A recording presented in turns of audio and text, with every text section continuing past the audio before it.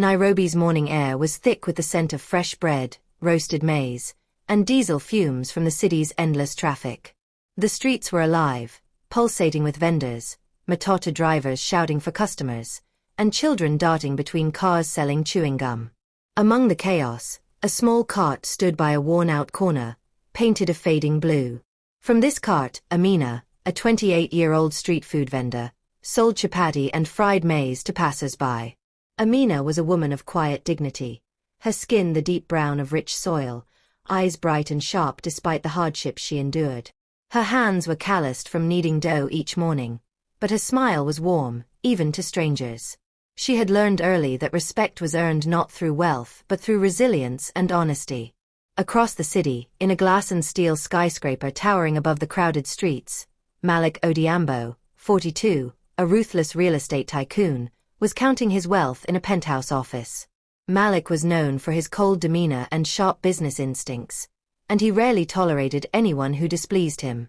With every new construction project, he crushed competitors, evicted families from informal settlements, and flaunted his riches. His arrogance was famous across Nairobi. He believed that money could buy anything, even respect, loyalty, and truth. That morning, Malik had just closed a deal that would give him control of yet another neighborhood where people like Amina lived and worked. For him, it was just numbers on a spreadsheet. For them, it meant eviction and ruin. Amina, unaware that the walls of power were closing in on her, prepared breakfast for her first customers. The sizzle of frying chapati mixed with the chatter of early commuters. She was used to ignoring the city's harsh realities. Survival required focus. But fate, as it often does, had a strange sense of timing. By noon, Malik decided to visit the neighborhood himself, to oversee the demolition of some makeshift structures before construction crews moved in. He arrived in a convoy of black SUVs, security personnel forming a human barrier around him. People scattered like startled birds, but Amina stayed, kneading dough with a calm she didn't fully feel. When Malik spotted her small cart, a cruel smirk crossed his face. "This is ridiculous," he muttered. "A street vendor thinking she belongs in this area."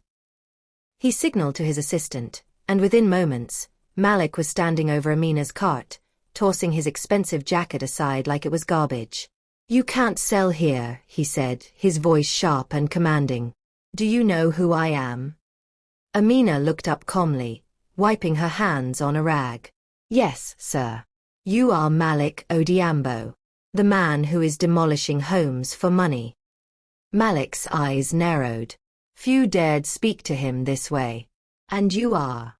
"I am Amina, a vendor. I sell food to survive," she replied evenly. "And I will not leave until I have fed the people who rely on me." A silence fell. Malik, unused to defiance, felt a rare sting of irritation. He waved his hand. "Get lost, woman. I don't have time for your nonsense." "I have time," she said, her voice steady. "And the city has time. You cannot silence the people who live here with money and threats alone." Malik's lips twitched in a sneer. He raised his hand as if to strike, a symbolic gesture of his power. Amina did not flinch. She simply stared at him with eyes so calm, so unwavering, that it felt like he had been stripped bare. And at that moment, something in Malik shifted, a flicker of doubt, of uncertainty, that he had never known in his life. As Malik turned to leave, muttering curses under his breath, Amina packed up her cart. The customers who had been watching murmured in awe. For a brief moment, the streets of Nairobi had seen a simple truth. Courage does not require wealth, and dignity does not need approval. If you're enjoying Amina's courage and want to see what happens when she continues to challenge the billionaire, hit that like button, subscribe, and ring the bell so you don't miss another chapter. By the next morning, Nairobi's streets were buzzing, not just with the usual vendors and commuters, but with whispers about the confrontation at Amina's corner. Word spreads fast in the city, and by sunrise, everyone from fruit sellers to taxi drivers had heard how a simple street vendor had dared to stand up to Malik Odhiambo, the city's most feared real estate tycoon. Amina, however, was oblivious to her newfound fame. She had spent the night baking extra chapati and preparing maize, knowing that the morning rush would test her stamina. Her hands were sore, but she felt a quiet pride. She had not flinched. She had spoken her truth, and for her, that was victory enough. At the same time, Malik sat in his penthouse, staring out over the city. He had expected fear, obedience, maybe even flattery. Instead, he had met calm defiance, and it haunted him more than he cared to admit. His assistant, James, noticed the unusual quiet in Malik's office. "Sir, you've been silent since you left the neighborhood yesterday," James said cautiously. "Are you concerned about the vendor?" Malik's laugh was sharp, bitter. "Concerned? No. She's just a nuisance, a small obstacle I can crush with the slightest effort." But there was something in her eyes. Something that... He stopped, unsure how to describe it. "Something unsettled me." James raised an eyebrow. "Shall we send security to make her move?" Malik waved him off. "Not yet. I want to see what she will do next." Meanwhile, back at the market, Amina was busy serving her regular customers when a young boy approached, out of breath. "Miss Amina. Miss Amina. People are saying the billionaire is furious at you." Amina smiled gently. "The people who fear him are the ones who will believe everything they hear. But I know the truth. I am just doing my work." "Are you not scared?" he asked, wide-eyed. "I am not scared of a man who cannot touch my dignity," she replied. It was then that the first real test of her courage arrived. Malik, intrigued and irritated in equal measure, had decided to visit the neighborhood again, this time in a more direct and public way. He arrived not in his usual convoy but in a single sleek black SUV, stepping out with a camera crew in tow. It was clear he intended to make an example of Amina. The crowd fell silent. Vendors froze mid-sale. Children stopped their games.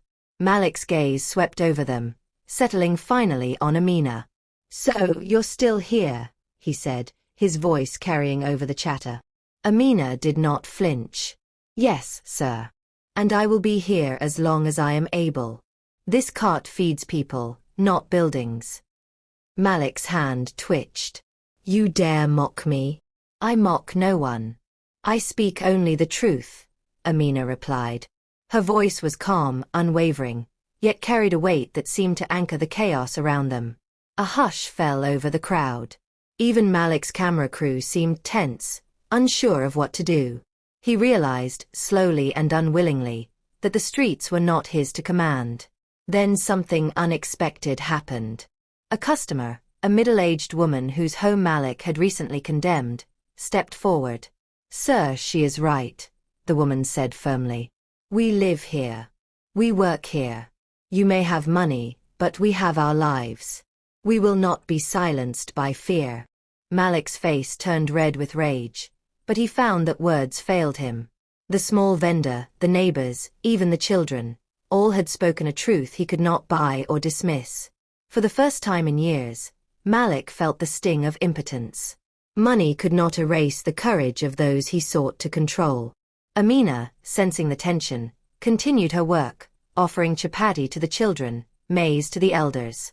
She did not gloat, she did not provoke. Her dignity alone was a weapon sharper than any wealth Malik had accumulated. The tycoon, frustrated but fascinated, stepped back. He had not been defeated, not yet, but he had seen something he could not ignore. And as his SUV disappeared into the crowded Nairobi streets, he began to wonder, maybe the streets, not the skyscrapers, held a power he had never known. Malik Odhiambo returned to his penthouse that evening, his mind racing with frustration and a strange, unfamiliar curiosity. He had faced many opponents in his career, politicians, rival businessmen, even entire neighborhoods, and he had always emerged victorious. But Amina, a simple street vendor, had unsettled him. Her courage was not loud or theatrical. It was quiet, unwavering, and painfully honest. "James," Malik said, pacing the marble floor, "she refuses to leave. Even after everything I've done, she continues to feed the people and speak as though my money has no power here." James, ever loyal but cautious, nodded. "Sir, Perhaps a softer approach? Maybe a deal, compensation, or an offer to relocate her business. Malik laughed bitterly. A deal? You think I will negotiate with someone who mocks me? No, James. She must learn that defiance has consequences. But I cannot simply destroy her without. Well, I need her to understand the weight of my power. Thus, Malik devised a plan, not a direct attack, but something more cunning. He would use his influence to pressure Amina indirectly, targeting her livelihood and the people who depended on her. It was subtle, cruel, and efficient, a method he had perfected over decades.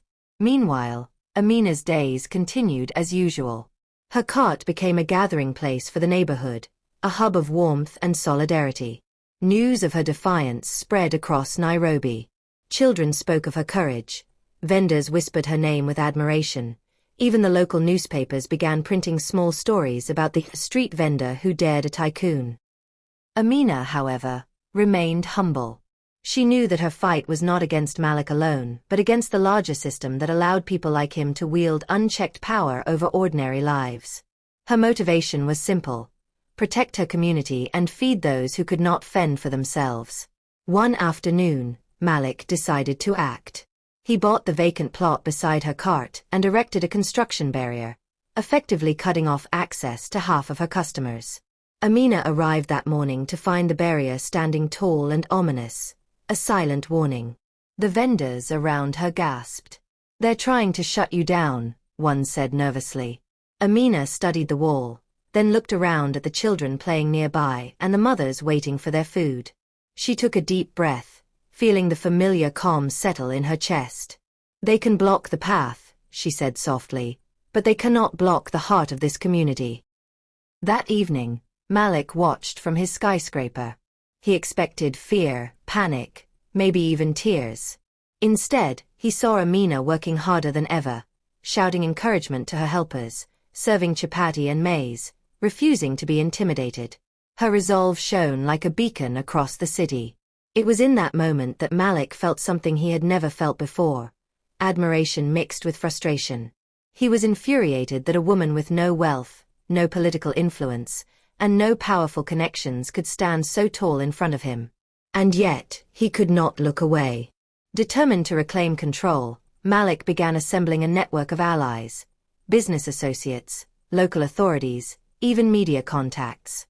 He planned a campaign to discredit Amina, portraying her as a troublemaker, a disruptor, a mere obstacle in his empire. But he underestimated the loyalty she had cultivated among the people. The neighborhood rallied around Amina. They blocked access to her cart so she could continue safely, reported Malik's intimidation attempts, and even organized local fundraisers to support her small business. Every attempt to isolate her only strengthened the community's resolve. By the end of the week, Malik realized that this was not just a clash of wealth versus poverty. It was a clash of values. His money could control buildings, but it could not control hearts. And in a city like Nairobi, where the streets were alive with the voices of ordinary people, Amina's courage was a force he could neither ignore nor suppress. As he stared at the barrier beside her cart, Malik whispered to himself, "This is not over, but perhaps I have underestimated her." The streets of Nairobi were no stranger to conflict. Vendors argued over spaces, motorists cursed one another in traffic, and politics stirred tension like a slow-burning fire. But the quiet war brewing around Amina's corner was unlike anything the neighborhood had seen before. That morning, Amina arrived at her cart with the usual optimism, her hair tied neatly in a scarf, eyes bright with determination. Yet, she immediately sensed something different. Whispers followed her through the market. Some were warnings, others were subtle hints of danger. Malik Odhiambo had escalated his campaign. Overnight, posters had appeared around the neighborhood, warning residents about illegal vendors, urging them to avoid buying food from unlicensed sellers. Security guards patrolled near her cart, and construction crews loitered in the vicinity, ostensibly preparing the site. Amina's first instinct was to stay calm. She organized her helpers, preparing double portions of chapati and maize, making sure the children and elderly could still be fed. She believed in perseverance, True courage, she thought, was to continue despite fear. By midday, Malik himself appeared once again, flanked by a small team of men. His expression was unreadable, though there was a faint shadow of irritation lurking behind his carefully composed demeanor. "Miss Amina," Malik said, his voice deceptively smooth, "I see you are still here, defying reason." Amina looked up, meeting his gaze without flinching. "I feed people," she replied simply. "That is my reason." Malik's jaw tightened. "Do you not see what is happening around you? Your friends, your customers, they are being warned, intimidated. If you persist, there will be consequences. You could be arrested. Your cart could be confiscated. Even the children could be at risk." The threat was clear, but Amina did not panic. She glanced at the children playing nearby, some waving shyly at Malik, and then at the elders waiting patiently for their food. "True consequences," she said softly, "come to those who harm others. I do no harm. I only serve." Malik's patience, already thin, snapped slightly. He waved a hand, signaling to one of his men. "Make sure she understands." Amina watched quietly as two security officers approached, intending to inspect her cart. But before they could intervene, a small crowd gathered, neighbors, vendors, and even some loyal customers who had come from other parts of the city. "Leave her alone," shouted one man, waving his arms. "She has done nothing wrong. She feeds us, she cares for us." The officers hesitated. Malik's plan was to intimidate, to isolate, but the unity of the neighborhood disrupted it. Every person who stepped forward made it clear that Amina was not alone. Frustrated, Malik stepped closer. "Do you not fear what I can do?" he asked, his tone harsher now. "Money is power. I can ruin you, Miss Amina. You cannot fight me." "I do not fight you," she said, her voice calm and steady. "I only stand with my community. You may have money, but I have the people, and that is worth far more than gold." Her words struck Malik with a force he did not expect. The clarity in her voice, the simplicity and truth of her statement, gnawed at something inside him. He had always believed that fear could control the world, that money could bend reality to his will. But here on the streets of Nairobi, he was powerless against courage and truth. For the first time, Malik felt the weight of isolation, not physical, but moral. He could wield his influence, intimidate individuals, and even manipulate media narratives, but he could not command hearts. Realizing his direct threats had failed, Malik withdrew, though he kept his eyes on Amina as he left. His mind raced with ideas, schemes, and subtle manipulations. He was determined to break her spirit, but he also could not deny the respect he felt for her resilience, a feeling both alien and disconcerting. As the sun set over the bustling streets, Amina packed up her cart, smiling at the children waving goodbye. She knew the path ahead would be even harder, but her resolve was unshakable. Courage, she understood, was not about never fearing. It was about moving forward in spite of fear. And somewhere high above in his skyscraper, Malik began to realize that the woman he thought he could control might just change him forever.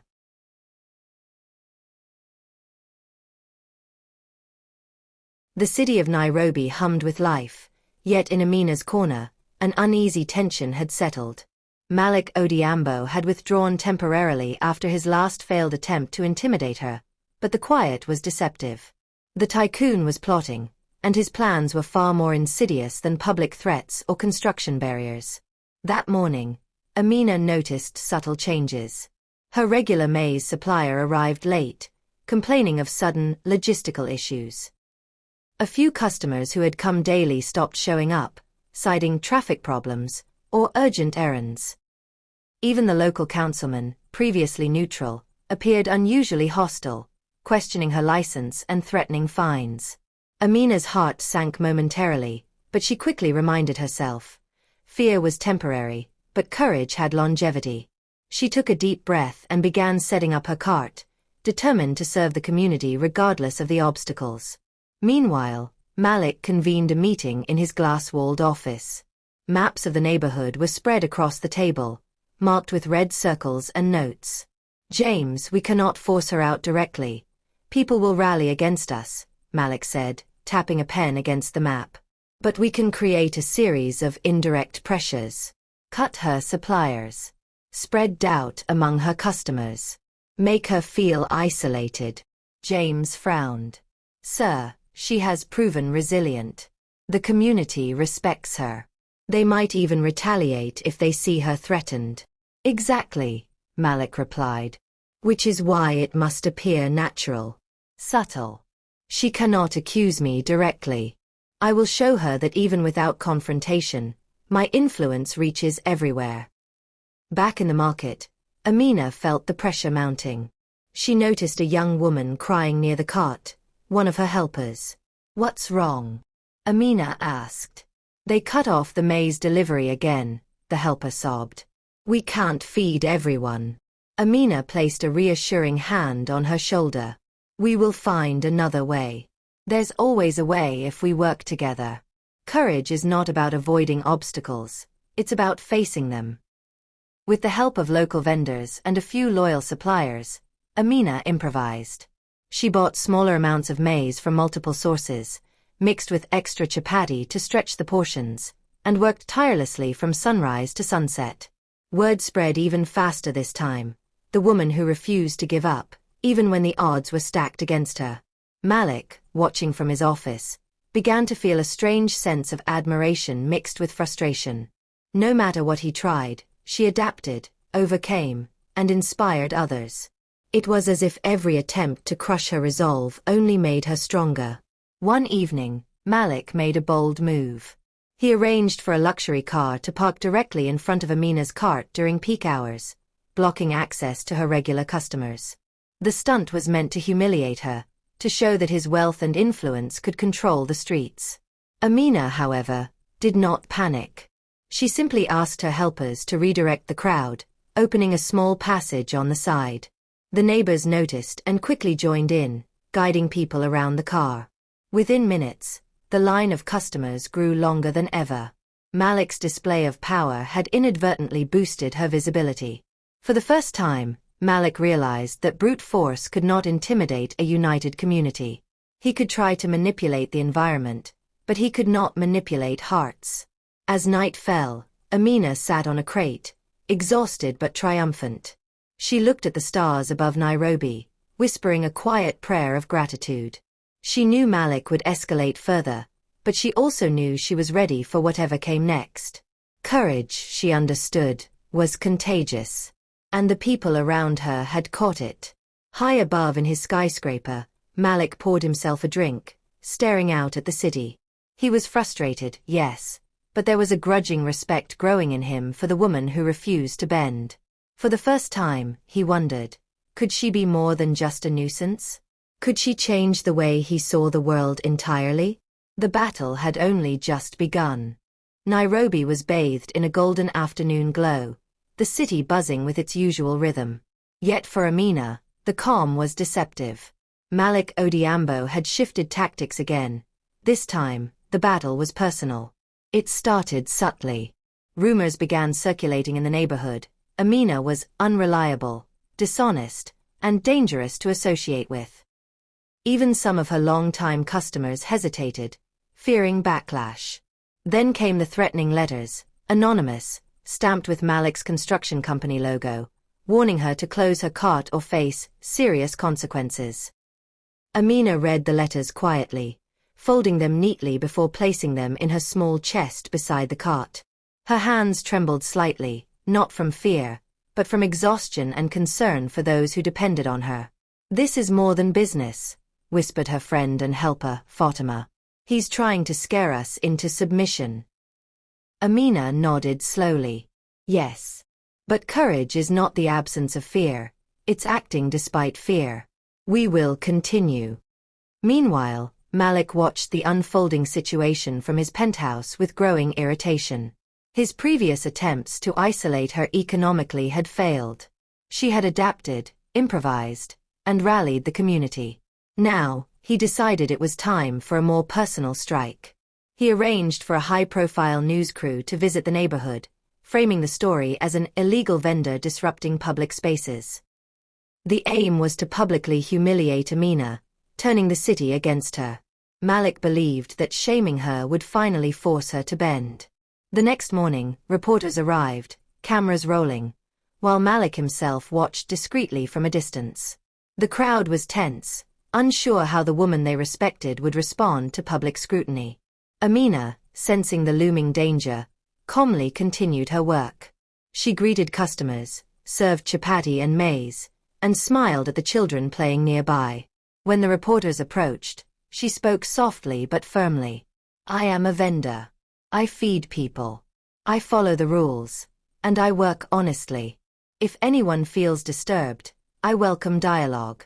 But my duty is to my community." Her calm, honest response made headlines immediately, but not in the way Malik intended. Instead of discrediting her, the media coverage portrayed Amina as a symbol of resilience and integrity. The city began rallying behind her, and social media buzzed with support, hashtags praising her courage spreading like wildfire. Malik's frustration boiled over. No matter what tactics he tried, economic pressure, intimidation, threats, Amina's courage and resourcefulness always turned the tables. He had underestimated her, and he hated the truth. She was inspiring more people than he ever could with his wealth. Later that evening, Malik decided on a bold, risky move.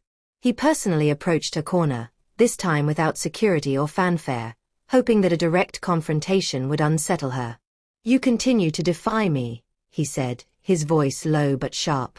"Do you not understand what you are risking? Everything around you could be destroyed." Amina looked up from rolling dough, her hands steady, her eyes unwavering. "I understand. But what I risk is temporary. What I protect, the people, our community, our dignity, lasts far longer than your wealth or power." For the first time, Malik felt a twinge of shame alongside his anger. Here was a woman, seemingly ordinary, teaching him a lesson he had never learned in school, business, or life. Money does not define strength, character does. That night, Malik returned to his penthouse in silence, questioning strategies, morality, and his own approach to power. Amina, meanwhile, packed her cart with extra portions for the hungry, smiling despite the threats. Courage, she knew, could not be broken by intimidation. It could only grow stronger when challenged. The battle lines were now clear. Malik's power versus Amina's spirit, the skyscrapers versus the streets, wealth versus integrity. And in Nairobi, the streets whispered a truth the tycoon could not ignore. Sometimes, one person's courage could challenge even the richest man in the city. The streets of Nairobi were alive with chatter and movement, but in Amina's small corner, a quiet determination had taken root. Malik Odhiambo had escalated his attacks, and the city seemed to hum with tension, yet she refused to be intimidated. That morning, Amina noticed something unusual. A small group of children lingering near her cart, holding posters they had made themselves. "We support you, Amina," they shouted. The elders smiled, nodding in agreement. She realized that her courage had sparked something larger than herself. The community had begun to take ownership of the fight. But Amina knew this would not be enough. Malik was powerful, wealthy, and relentless. Subtle threats, media manipulation, and legal pressure had failed to break her spirit, but he would not stop. If she wanted to survive, she needed a plan, a bold, daring plan that would turn his own arrogance against him. She spent the morning brainstorming with Fatima and a few trusted vendors. The idea came suddenly, inspired by Malik's obsession with appearances and public perception. If he tried to humiliate her publicly, she would outsmart him in a way he could not anticipate. She would turn the confrontation into a demonstration of integrity, community, and resilience that would expose his cruelty. By afternoon, Malik, sensing another weak point, appeared at her cart with a small entourage and cameras in tow, hoping to stage yet another public showdown. "You persist," he said, irritation evident in his voice. "Do you not see the world is against you? This is your final warning." Amina smiled, calm as ever. "The world is what we make of it, Malik. I choose to build, to serve, and to protect those who cannot protect themselves. That is the world I live in." The crowd around them grew larger, drawn by the tension and curiosity. When Malik signaled to his camera crew to start filming, Amina raised her hands gently, addressing the crowd. "People of Nairobi," she said, her voice carrying across the square, "we are being told that we must fear someone because of their wealth. But courage is not bought. Dignity is not sold. Together, we are stronger than anyone who thinks money alone can command respect." The camera rolled, capturing every word. Malik's expression darkened. He had intended to humiliate her, but the narrative was turning against him. The crowd cheered, clapping and chanting in support. Social media buzzed within minutes. Videos of Amina's speech went viral, painting her as a symbol of courage and defiance. Malik retreated, fuming but calculating. He realized that brute force, public pressure, or manipulation could not silence her. She had anticipated his moves, turning each attack into an opportunity to demonstrate integrity and inspire unity. That evening, Amina and her team worked tirelessly, distributing extra food to the families who had come from the outskirts of the neighborhood. Her boldness had created a ripple effect. More vendors joined her corner, helping feed the hungry and support the community. The streets of Nairobi had become a stage for courage, solidarity, and hope. High above, Malik sat in his penthouse, watching the viral videos. He could not ignore the reality. His wealth and influence had failed to crush one woman's spirit. For the first time, he felt the sting of humility. Not fear, not anger, but a quiet realization that power without integrity was meaningless. Amina, meanwhile, looked at the sunset over the city. The battle was far from over, but she knew that courage, unity, and cleverness could overcome even the greatest of obstacles. The woman who had once feared only hunger now stood as a beacon of hope, showing the city that wealth and power were no match for truth and resilience. The Nairobi sun beat down fiercely on the bustling streets, but Amina's corner remained a haven of resilience. The community had rallied around her, her food cart now a symbol of courage. Yet she knew the calm would not last. Malik Odhiambo, frustrated and humiliated by her growing influence, was preparing a final decisive move. That morning, Amina noticed unusual activity near the neighborhood entrance. Trucks blocked side streets, and unfamiliar men in suits were inspecting the area. Rumors spread that Malik intended to shut down the entire market, citing city redevelopment plans. Amina's heart sank for a moment, but she steadied herself. Fear had no place in her mind. She had prepared for this. Gathering Fatima and a few trusted neighbors, she devised a plan to protect not just her cart but the entire community. Meanwhile, Malik watched from his skyscraper, confident that this time he would succeed. His plan was simple in execution but ruthless in effect. Shut down the market entirely, remove Amina, and make an example of defiance. He envisioned headlines celebrating his decisive victory. By mid-afternoon, the demolition crews arrived. Bulldozers rumbled, and security personnel began cordoning off sections of the market. Vendors panicked, unsure how to protect themselves or their businesses. Amina, however, moved with purpose. She coordinated volunteers, directing children and families to safe zones and rallying vendors to document everything on video. Malik descended to the street himself, expecting confrontation. He approached Amina with a mix of fury and disbelief. "This ends today," he said, his voice cold. "You and your little followers will have no place here." Amina met his gaze evenly. "You may control machines and money, Malik, but you do not control truth, courage, or hearts. This neighborhood stands together, and no amount of wealth will break it." For the first time, Malik hesitated. He had underestimated the depth of loyalty Amina had inspired. Bulldozers could flatten stalls, but they could not flatten resolve. Seeing his pause, Amina took a bold step. She spoke directly to the media that had gathered, highlighting the injustice of the planned demolition, Malik's attempts to intimidate small vendors, and the community's resilience. Footage of her speech went live within hours, capturing the hearts of people across Nairobi and beyond. Malik's plan was unraveling in real time. The public backlash was swift, furious, and unrelenting. Social media erupted, Protests were organized, and city officials were forced to reconsider their position. Even some of Malik's allies began to distance themselves, unwilling to be associated with blatant cruelty. Amina, meanwhile, continued her work calmly, feeding children, helping elders, and showing the world that courage and unity were stronger than intimidation and wealth. Her dignity, compassion, and ingenuity had turned what was supposed to be her defeat into a moment of victory for the entire community. That evening, Malik retreated to his penthouse, the sounds of celebration from the streets below reaching his ears. He sat in silence, staring at the city he thought he controlled. For the first time, he felt powerless, not from lack of money, but from the reality that one determined person could inspire an entire community. Amina, exhausted but triumphant, looked at her food cart under the Nairobi sunset. She had faced threats, intimidation, and deception, yet she had not wavered. She realized that her courage had not only protected her community but had also changed the heart of the billionaire who had sought to destroy her. Nairobi had changed. The streets, once chaotic and divided, now pulsed with a sense of unity that no one could ignore. Amina's courage had become a beacon, and even those who had once been indifferent found themselves inspired by her unwavering resolve. Malik Odhiambo sat in his penthouse, staring out at the streets below. The market remained intact, and social media coverage of Amina's defiance had reached national attention.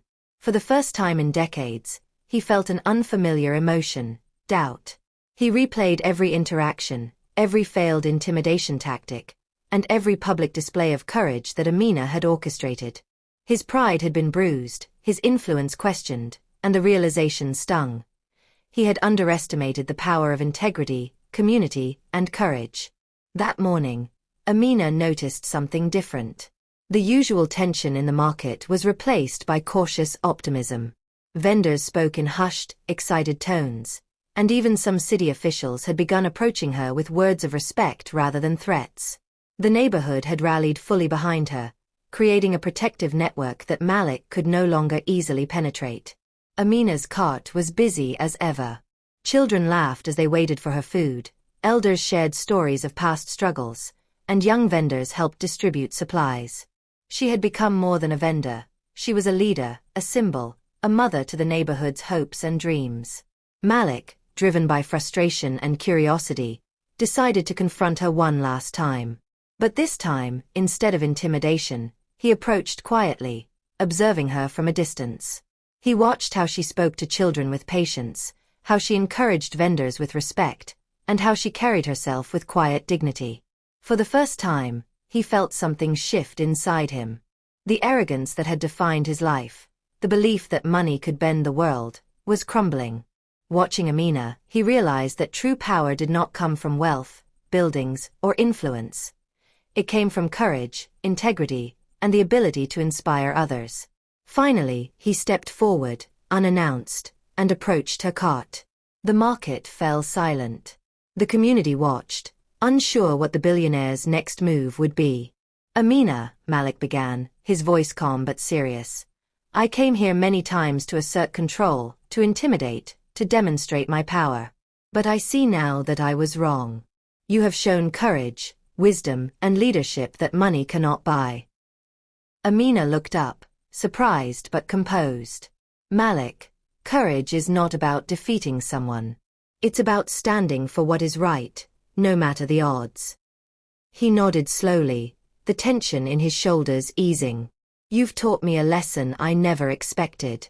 I came here as a man who believed he could command respect with fear, but I leave realizing that true respect is earned. I have much to learn. The community watched in awe. The billionaire who had once tried to crush them was now humbled, acknowledging the strength of the woman he had underestimated. It was a turning point not just for Malik, but for the neighborhood, the city, and Amina herself. That evening, Nairobi celebrated quietly. Amina returned to her cart, handing out extra food to children and elders. Malik remained nearby, silently observing and reflecting, beginning a journey of change. The streets had witnessed something extraordinary. A poor woman's courage had not only defended her community but had transformed a powerful man's heart. The battle had reached its climax, and the city had won. Not through money, not through intimidation, but through unity, integrity, and unwavering courage. Nairobi's streets were alive with a new kind of energy. The market thrived, vendors sold their goods freely, and children laughed as they ran between stalls. The city, once tense and divided by wealth and power, now pulsed with unity and hope. Amina woke that morning with the same quiet determination she had shown since the first day Malik Odhiambo had confronted her. But today felt different. There was no fear, no looming threats, only the hum of a community standing strong together. She prepared her cart as usual, chapati sizzling, maize roasting, and helpers ready at her side. High above in his penthouse, Malik watched the streets below. He was no longer the same man who had tried to intimidate a street vendor into submission. Her courage had reshaped him, teaching lessons that wealth and power never could.